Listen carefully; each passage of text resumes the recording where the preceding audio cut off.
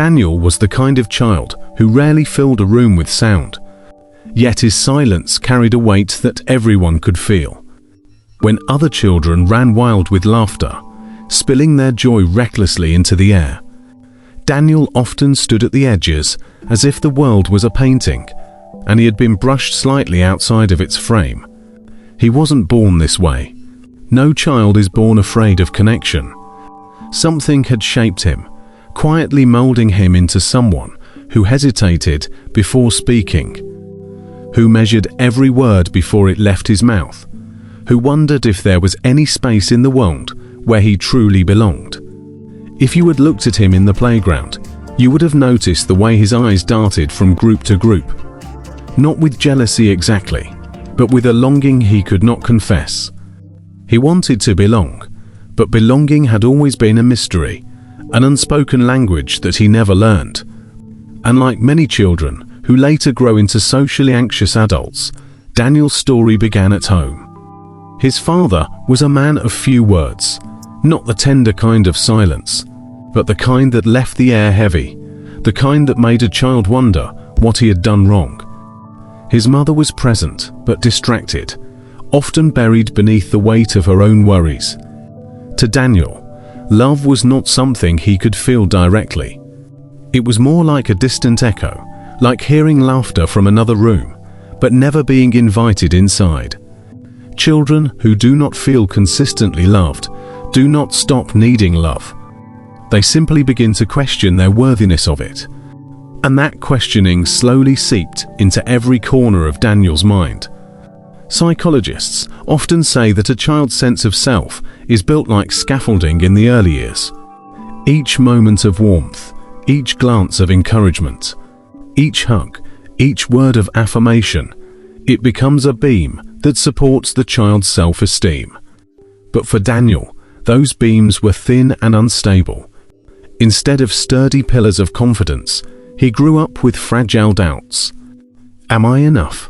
It was not a question he asked consciously, but it was one that lived in him like a quiet background noise, never leaving, always humming beneath the surface. When he went to school, the outside world reflected back what he already feared within. Children notice difference. They can sense the quiet child, the hesitant one, the one who doesn't push back when teased. And so Daniel became the target of jokes that were not meant to destroy him, but still cut deeply. A shove in the hallway, a whisper followed by laughter, a name twisted into something cruel. To others, it was ordinary childhood teasing, but to him it confirmed what he already believed. That something about him was wrong, that his place in the world was smaller, shakier, less certain than everyone else's. This is where the psychology of social anxiety begins to take root. Social anxiety is not just shyness. It is not simply being introverted. It is a constant inner dialogue, a rehearsal of potential embarrassment, a fixation on how one is being perceived. For children like Daniel, the combination of neglect at home and rejection at school creates a cycle. He feels invisible at home, humiliated at school, and powerless in both. His brain, like any child's, adapts to survive. And the way it adapts is by withdrawing, by calculating every move, by assuming that if he stays small enough, quiet enough, unnoticed enough, he will not be hurt again. But here's the tragedy. What protects a child in one environment becomes the very prison that holds him captive in another. Daniel's silence, his carefulness, his distance, these were survival tools in the storm of his childhood. Yet, as he grew older, these same traits hardened into walls that kept him from the very thing he longed for: connection. Think about it. When a child grows up, never feeling safe enough to speak openly, their nervous system learns to brace itself every time another person looks at them. This is the biology of social anxiety. The brain's amygdala, the part responsible for detecting threats, becomes overactive. The body floods with adrenaline, even when the threat is nothing more than someone saying, "Hi, How are you? To Daniel, simple interactions felt like tests he was destined to fail. Every laugh in the distance could be laughter at him. Every pause in conversation could be rejection. And so, social life, which is supposed to be the fabric of childhood, became for him a tightrope walk. Each step uncertain, each glance a danger. One day, during a group project in school, his classmates asked him to present. It was something ordinary, just a short explanation in front of the class. But for Daniel, the request felt like standing at the edge of a cliff. His chest tightened, his palms grew damp, his voice trembled before it even formed. And when the words finally came out, they stumbled, broken by hesitation. A few children snickered, not out of cruelty, but because children don't understand the weight of their laughter. For Daniel, though, it was confirmation. His fear had come true. The spotlight had burned him, and the memory would replay in his head for weeks. The irony is that socially anxious children are often some of the most observant, the most sensitive to detail. They notice the flicker of an eye, the shift of a tone, the subtle cues that others miss. Their empathy is often heightened because they spend so much time scanning the emotional landscape of others, trying to avoid danger. But that very sensitivity, without the balance of confidence and love, becomes overwhelming. The gift of deep perception turns into the curse of constant self-doubt. And so Daniel's story is not just his own. It is the story of countless children who grow up in homes where love is inconsistent, in schools where cruelty hides behind the mask of a normal childhood teasing, in societies where quietness is mistaken for weakness. These children do not choose to be socially anxious. They adapt to the world they are given. They internalize the unspoken lesson that safety comes from silence, that invisibility is the only way to survive. But here's the deeper truth. Social anxiety is not simply about fear of others. At its root, it is about the fear of oneself being seen. It is the terror that if the world truly saw you, your voice, your flaws, your needs, it would reject you entirely. And that belief, once planted in childhood, grows like a shadow across the years. As Daniel grew older, he carried that shadow with him. At family gatherings, he stayed on the edges. In classrooms, he avoided raising his hand, even when he knew the answer.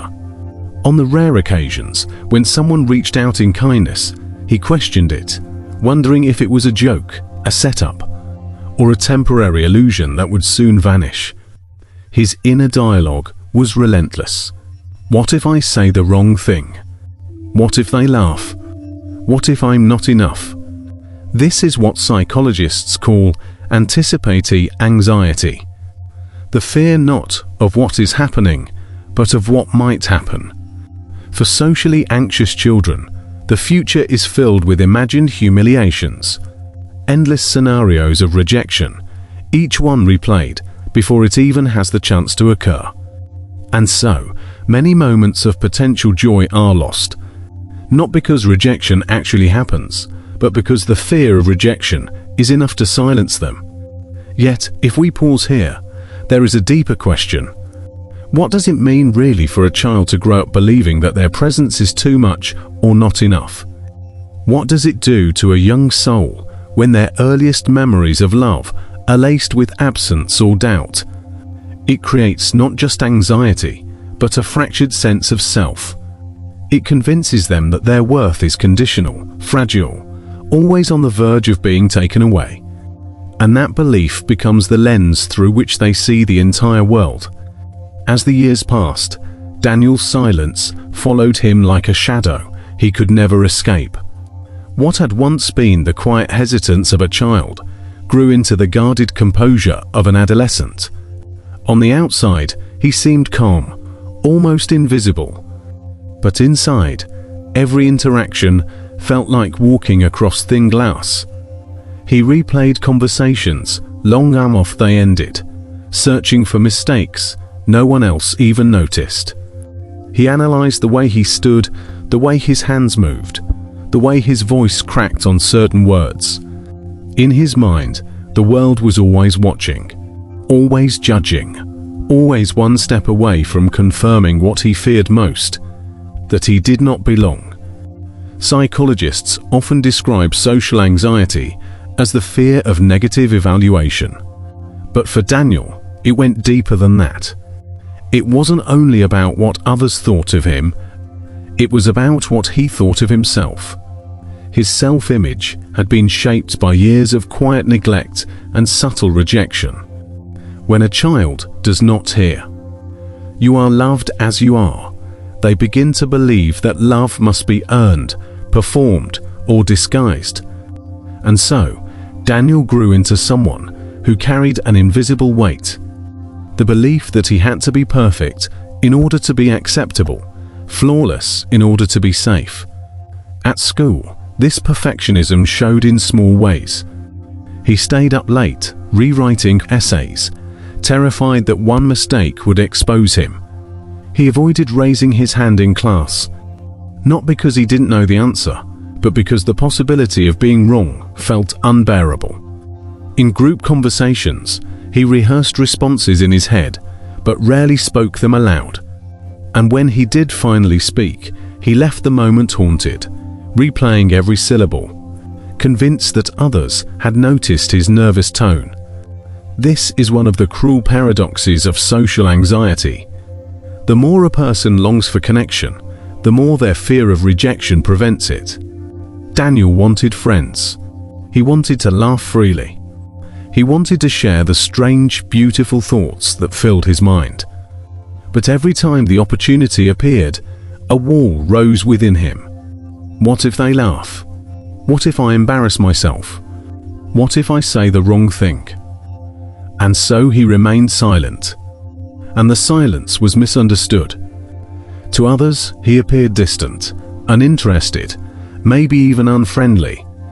But beneath that mask was a heart that desperately wanted to be seen. By the time adolescence arrived, the stakes felt even higher. Teenagers live in a world of performance. Every hallway a stage, every classroom a silent competition for approval. For Daniel, this world magnified his fears. Walking into a crowded cafeteria felt like stepping into a spotlight. Every laugh in the distance felt personal. Every whisper felt dangerous. The truth, of course, was that most people weren't thinking about him at all.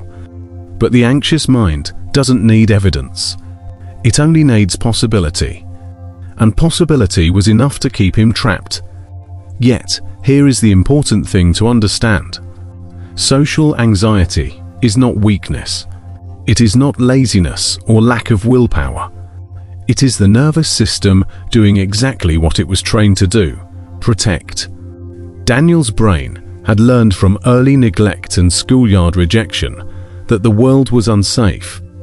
And so his body responded with adrenaline. His heart raced, his hands shook, his words stumbled. To others, it looked like shyness. To him, it felt like survival. But over time, survival came at a cost. Because while silence protected him from rejection, it also kept him from belonging. Friendships faded because he was too afraid to reach out. Opportunities passed by because he was too afraid to speak up. Life became smaller, narrower, shaped less by desire and more by avoidance. And the tragedy of avoidance is that it convinces you you're safe, while secretly stealing the very life you long for. There were moments, however, when Daniel glimpsed another possibility. A kind teacher who praised his writing, a classmate who smiled at him without mockery, a rare afternoon when he spoke freely and no one laughed. These moments were small, but they carried weight. They reminded him that perhaps his fears were not the whole truth, that perhaps there was more to him than the anxious voice in his mind. And this is where the psychology deepens. Research shows that social anxiety often emerges in childhood, but can persist into adulthood unless disrupted. The patterns become self-reinforcing. Fear leads to avoidance. Avoidance prevents positive experiences. And the lack of positive experiences confirms the fear. But within this cycle lies the possibility of change. Because just as the brain learns fear, it can also learn safety. Just as the body memorizes rejection, it can also memorize belonging. For Daniel, healing did not come all at once. It came in fragile steps, often so small they barely felt like progress. Speaking a single sentence in class, making brief eye contact, allowing himself to laugh without immediately analyzing it. These moments were uncomfortable, sometimes even painful, but each one chipped away at the walls he had built. And with time, he discovered something extraordinary. The fear never fully vanished, but his ability to carry it grew. This is an important truth about social anxiety. Healing is not about erasing fear. It is about changing your relationship with it. It is about realizing that fear is a voice, not a verdict. That trembling hands and a racing heart are not signs of weakness, but signs of courage in motion. Daniel began to see that every act of speaking, every step into connection, was not proof of failure, but evidence of bravery. Still, the past lingered. The absence of parental love, the sting of childhood bullying, the long years of silence. These experiences left marks that could not simply be undone. But instead of being only scars, they began to transform into sources of understanding. Daniel's sensitivity, once a burden, became a strength. He noticed details others overlooked. He listened deeply. He understood the quiet struggles of those around him. And slowly, he realized that what had once made him anxious also made him compassionate. Here lies the paradox of social anxiety. The very qualities that fuel its sensitivity, self-awareness, the deep need for connection can, with healing, become the foundation of wisdom and empathy. What once made Daniel feel fragile now gave him insight into the human heart. But let's return to the bigger question. Why does a child like Daniel become socially anxious in the first place? The answer is layered. Attachment theory suggests that when children do not receive consistent warmth and responsiveness from caregivers, they develop insecure attachment styles, which often manifest as anxiety in relationships. Trauma research shows that repeated experiences of rejection or humiliation can rewire the nervous system to anticipate danger in social settings. Cognitive psychology points to distorted thinking patterns, like overestimating the likelihood of rejection, that perpetuate the anxiety. Yet behind all these theories lies something more human, more universal. At the core of social anxiety is a longing. The longing to belong, to be accepted, to be loved without condition. When that longing is unmet in childhood, it does not disappear. It grows silently, shaping the way a person sees themselves in the world. And until it is met, even in adulthood, the child within still waits at the edge of the playground, watching others laugh, wondering if there is a place for them too. Daniel's journey reminds us of this, that behind every quiet child, every hesitant teenager, every anxious adult, there is a story. A story of moments that shaped their nervous system, of absences that carved doubt into their hearts, of small cruelties that echoed louder than anyone realized. To dismiss them as shy or antisocial is to miss the depth of their struggle. To understand them, however, is to see not just their fear, but their resilience. And so, the psychology of a child who became socially anxious is not only about anxiety. It is about the complexity of being human. It is about how love, or the lack of it, leaves lasting imprints. It is about how sensitivity can be both wound and gift. It is about how silence can hide longing, and how longing, when met with understanding, can finally lead to healing. In the end, Daniel's story is not only about him, it is about us. Because in some way, we all carry echoes of social anxiety. The moments when we feared judgment, when we stayed quiet instead of speaking, when we doubted our place in the world. And perhaps that is why his story feels so familiar. It reminds us that the desire to be seen, to be loved, to belong, is the most human desire of all. And though fear may whisper otherwise, the truth is this: every child, every person deserves a place where their presence is enough.